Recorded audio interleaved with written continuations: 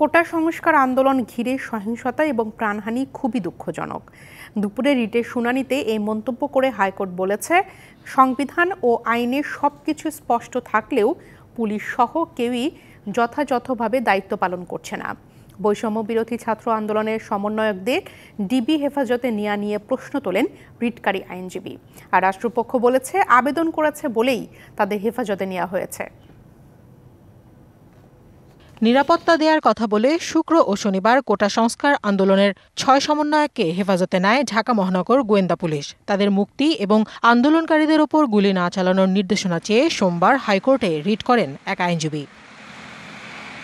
মঙ্গলবার রিটের ওপর দ্বিতীয় দিনের শুনানিতে রাষ্ট্রপক্ষ বলেছে, সমন্বয়করা নিজেরাই নিরাপত্তা চেয়েছে বলেই হেফাজতে নিয়েছে ডিবি। যদিও রিটকারী আইনজীবী জানান, সমন্বয়করা কেউই নিরাপত্তা চেয়ে আবেদন করেননি। পিতা এবং মাতা এই 6 জন সমন্বয়কারীর সাথে দেখা করেছে। তাদের ছেলে এবং মেয়ে সকলে ভালো আছে এবং তারা তাদের সেফটির জন্য ডিবি অফিসে এসেছে।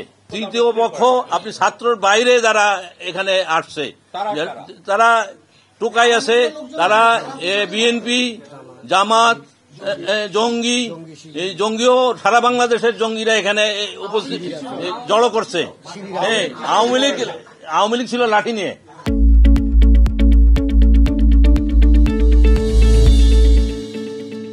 কোন জায়গায় অস্ত্র ছিল না।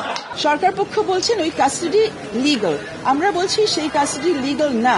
আমরা জানতে চাচ্ছি কোন লয়ের আন্ডারে ওনাদেরকে রেখেছেন। ওনারা বারবার বলছেন ওনারা নিজে যেতে চেয়েছেন। এখন নিজে যে যেতে চেয়েছেন, এই প্রমাণাদিটা কোথায়? ওনাদের কি মুখের কথার উপর আমরা ধরে নিব না? ওনারা আমাদেরকে কোনো আদেশ দেখাবেন যে কিসের ভিত্তিতে ওদেরকে ওখানে নেওয়া হয়েছে। এ সময় কোটা আন্দোলন ঘিরে সহিংসতা, প্রাণহানি খুবই দুঃখজনক মন্তব্য করে হাইকোর্ট বলেছে, আইন ও সংবিধানে সবকিছু স্পষ্ট থাকলেও পুলিশ সহ কেউই সঠিকভাবে দায়িত্ব পালন করছে না। পুলিশ আইনগতভাবে কখন করতে পারে? 1 নম্বর, যদি ম্যাজিস্ট্রেটের কাছ থেকে পারমিশন নিতে হবে তাকে, যদি কোনো একটা অ্যাসেম্বলিকে ডিসপার্স করার জন্য সেটি করতে হয়। কিন্তু সেরকম কোনো আদেশ আমরা দেখতে পাইনি। প্লাস বলা আছে যে পুলিশ যখন গুলি করবে তাদের প্রথম থাকবে যে মিনিমাম ড্যামেজ করতে হবে, অর্থাৎ কারো প্রাণ হত্যা করার জন্য গুলি করতে পারবে না। আমরা কোর্টকে বলেছি যে পুলিশের যে গুলি করার রাইট, এটা জাতিসংঘের 1990 কনভেনশন, সব কনভেনশনে বলা আছে সারা ওয়ার্ল্ড ওয়াইড কখন পুলিশ ফায়ার আর্ম ইউজ করে।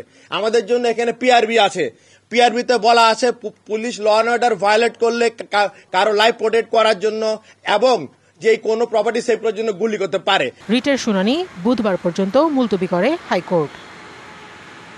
Kohinoor Farhanaz, DBC news desk.